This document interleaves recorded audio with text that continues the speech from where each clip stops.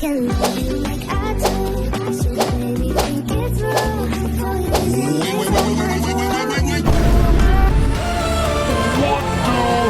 these things that I do.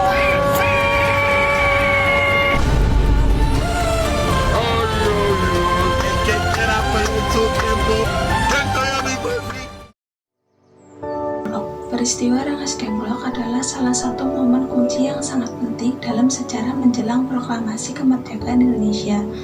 Peristiwa ini terjadi pada tanggal 16 Agustus 1945, sehari sebelum proklamasi dikumandangkan. Latar belakang dan perbedaan pendapat. Latar belakang utama peristiwa ini adalah adanya kekosongan kekuasaan atau vacuum of power di Indonesia menyusul menyerahnya Jepang kepada sekutu pada tanggal 15 Agustus 1945. Berita kekalahan Jepang ini didengar oleh golongan muda Indonesia melalui siaran radio luar negeri, misalnya radio BBC, dan disikapi dengan reaksi yang berbeda antara golongan muda dan golongan tua. Golongan muda diwakili antara lain oleh Chairul Saleh Soekarni Wekana Soudanco Singge berpendapat bahwa kemerdekaan harus segera diproklamasikan secepatnya tanpa menunggu persetujuan atau restu dari pihak Jepang. Mereka menganggap kemerdekaan adalah hak dan hasil perjuangan bangsa sendiri, bukan pemberian dari Jepang. Golongan tua diwakili antara lain oleh Soekarno, Muhammad Hatta, dan Ahmad Subarjo berpendapat bahwa proklamasi harus dilaksanakan melalui jalur resmi, yaitu melalui Panitia Persiapan Kemerdekaan Indonesia atau PPKI. Mereka juga ingin menghindari pertumpahan darah yang tidak perlu dan menunggu waktu yang tepat untuk persiapan yang lebih matang. Perbedaan pendapat yang memuncak ini, khususnya dalam rapat di Jalan Penggasan Timur, Jakarta, mendorong golongan muda untuk mengambil tindakan drastis. Kronologi peristiwa. Keputusan golongan muda setelah berdebatan sengit pada malam 15 Agustus 1945 yang tidak membuahkan hasil, golongan muda mengadakan rapat di Jalan Cikini 71 Jakarta. Mereka memutuskan untuk menculik Soekarno dan Hatta.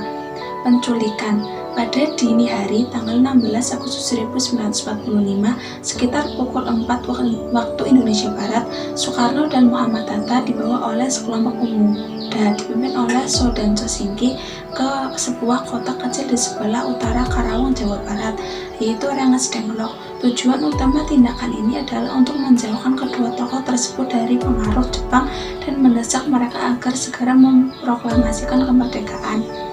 Di Rengas Dengklok, Soekarno dan Hatta ditempatkan di sebuah rumah milik warga Tionghoa bernama Dijau Kie Siong. Para pemuda terus mendesak agar proklamasi segera dilakukan, namun Soekarno tetap pada pendiriannya bahwa perlu adanya persiapan yang matang, negosiasi yang jelas. Negosiasi di Jakarta. Sementara itu, di Jakarta terjadi kebingungan mengenai keberadaan Soekarno dan Hatta. Golongan tua, terutama Ahmad Subarjo, berusaha mencari tahu. Setelah mengetahui lokasinya, Ahmad Subarjo bersama Wekana, wakil dari golongan muda, mencapai kesepakatan. Ahmad Subarjo menjamin dengan nyawanya bahwa proklamasi kemerdekaan akan dilaksanakan keesokan harinya, yaitu 17 Agustus 1945 paling lambat pukul 12 waktu Indonesia Barat. Kembali ke Jakarta, dengan adanya jaminan dari Ahmad Subarjo, golongan muda bersedia melepaskan Soekarno dan Hatta. Pada sore hari tanggal 16 Agustus 1945, rombongan Soekarno-Hatta kembali ke Jakarta untuk mempersiapkan proklamasi. Dampak dan akhir peristiwa. Setelah tiba di Jakarta, Soekarno dan Hatta langsung menuju rumah Laksmana Tadashi Maeda, seorang perwira tinggi Angkatan Laut Jepang yang bersimpati terhadap perjuangan Indonesia. Di rumah Maeda, perwakilan dari golongan tua dan golongan muda berkumpul. Malam itu juga di ruang makan rumah Maeda, naskah proklamasi dirumuskan oleh 3 tokoh utama, yaitu Soekarno, Muhammad Hatta, dan Ahmad Subarjo. Setelah selesai, naskah tersebut diketik oleh Sayuti Melik. Peristiwa Rengas Dengklok secara efektif telah memutus ketergantungan proklamasi Indonesia dari janji-janji Jepang dan mempercepat pelaksanaan proklamasi.